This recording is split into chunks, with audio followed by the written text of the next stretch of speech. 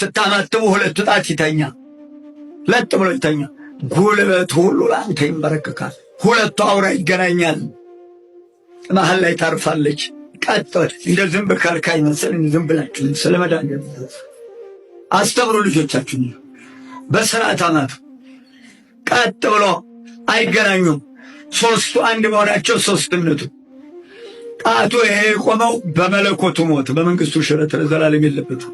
ይሄን አምላክ ነው ምናምን ስታማትሙ ደንቀፍ ያደርጋችሁ በስመ አብ ወወልድ ወመንፈስ ቅዱስ አሐዱ አምላክ በቅድስት ሥላሴ አትጠሙት። ልዩ ሶስትነት ልዩ አንድነት ማለት ነው። ሶስትነቱ እናንተ አንድ ሁለት ሶስት ብላችሁ መቆጠሩት አይደለም። አንድ ናቸው። አንድ ስትላቸው ሶስት ናቸው። የአካሉ ሶስትነት አንድነቱን አይነጥልም። የአንድነቱ ባህሪ ሶስትነቱን አይጥቀልም። ልዩ ሶስትነት ይደነግጣል ሰይጣን፣ ይደንግጥ አሁንም ሰይጣን። እግዚአብሔር ከኛ ጋር ይሁን።